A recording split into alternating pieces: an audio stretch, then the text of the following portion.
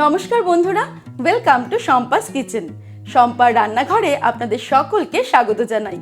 আমার রান্নাঘরে পেয়ে যাবেন 700টিরও বেশি বাঙালি অবাঙালি দেশি বিদেশি রান্নার সহজ রেসিপি। শুধু ইউটিউবে গিয়ে সার্চ করুন শম্পাস কিচেন, আর সঙ্গে আজই আমার চ্যানেলটিকে সাবস্ক্রাইব করে নিন, আর অবশ্যই বেল নোটিফিকেশনটা ক্লিক করে নেবেন। তাহলে আমার শেয়ার করা সমস্ত নতুন রেসিপির আপডেট সবার আগে আপনার মোবাইলে পৌঁছে যাবে। তাহলে চলুন দেখে নিই আজকের রেসিপিটা কত সহজে আমি তৈরি করছি। আজকে আপনাদের তৈরি করে দেখাবো একদম নতুন একটা ইউনিক ব্রেকফাস্ট রেসিপি, যা তৈরি হবে খুব সহজে আর খেতেও খুব টেস্টি, সাথে হেলদিও। তাহলে চলুন শুরু করি। সবার প্রথমে আমি 1 কাপ পরিমাণ চাল ভালো করে ধুয়ে জলে ভিজিয়ে রেখেছিলাম সারা রাত্রি।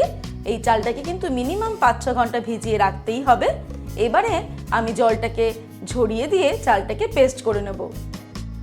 এবারে মিক্সির জারটার মধ্যে আমি চালটাকে নিয়ে নিচ্ছি।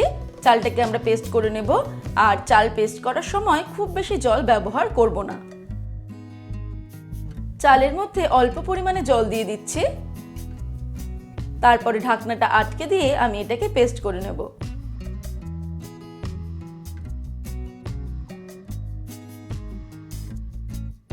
চাল পেস্ট করা হয়ে গেছে। এবারে একটা বড় বাটির মধ্যে আমি এই পেস্ট করা চালটা নিয়ে নিচ্ছি।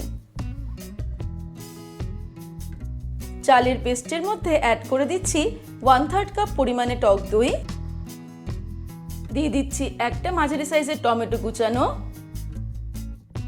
দিয়ে দিচ্ছি একটা মাঝারি সাইজের পেঁয়াজ কুচানো,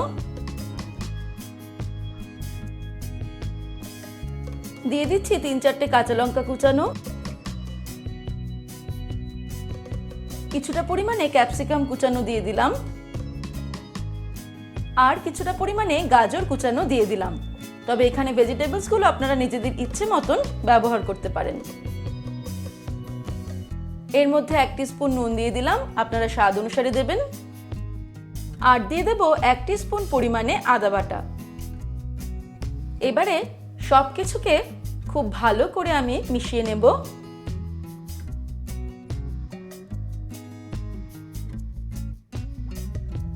তারপর এটাকে সেট হওয়ার জন্য রেখে দেব 15-20 মিনিট। তারপর ফিরে আসছি।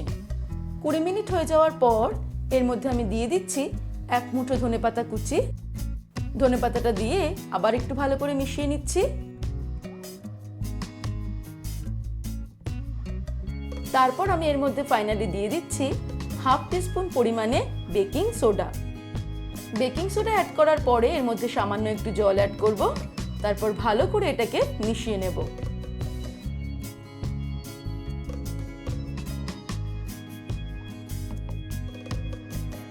একদম শেষে আমি এর মধ্যে 1/2 টিস্পুন পরিমাণে গোলমরিচের গুঁড়ো অ্যাড করছি, তবে এটা অপশনাল, আপনারা না চাইলে স্কিপ করতে পারেন। তারপর মিশিয়ে নিয়েই আমি চলে যাব ফাইনাল স্টেপে।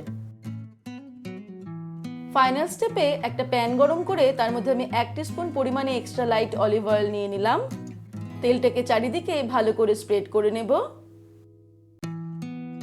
তেলটাকে প্যানের চারিদিকে ছড়িয়ে নেওয়ার পর এর মধ্যে আমি হাতায় করে ব্যাটারটা দিয়ে দিলাম। আমরা ফ্রাইং প্যান বরাবর ব্যাটারটাকে ছড়িয়ে দেব।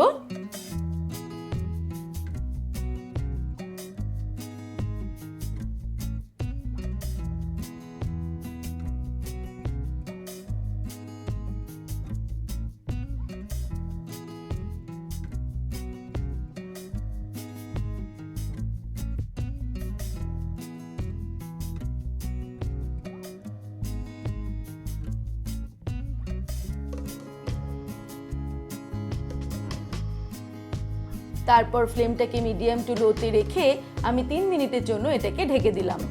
3 মিনিট হয়ে গেছে, এই দেখুন এটা কি সুন্দর ফুলে উঠেছে। এবার এটাকে খুব সাবধানে আমি উল্টে দিলাম। তারপর আরও 3 মিনিটের জন্য মিডিয়াম টু লো ফ্লেমে এটাকে আমি ঢেকে রান্না করব। আরও 3 মিনিট হয়ে গেছে। এবার এটাকে আমি আবারও উল্টে দেখে নিচ্ছি যে এটা দুদিক থেকেই পুরোপুরি ফ্রাই করা হলো কিনা। তারপর এটাকে আমি গরম গরম সার্ভ করে দেবো। ব্যাস তৈরি হয়ে গেল খুবই কম সময়ে আর খুব সহজে হেলদি অ্যান্ড টেস্টি দারুণ একটা ব্রেকফাস্ট। তাহলে দর্শক বন্ধুরা, কেমন লাগলো আজকের এই রেসিপি আমাকে ভিডিওর নিচে কমেন্ট সেকশনে কমেন্ট করে জানাবেন। ভালো লাগলে লাইক করবেন আর সকলের সঙ্গে শেয়ার করতে ভুলবেন না। ভালো থাকবেন, সুস্থ থাকবেন। আমি আবার হাজির হব নতুন নতুন রেসিপির সঙ্গে। নমস্কার।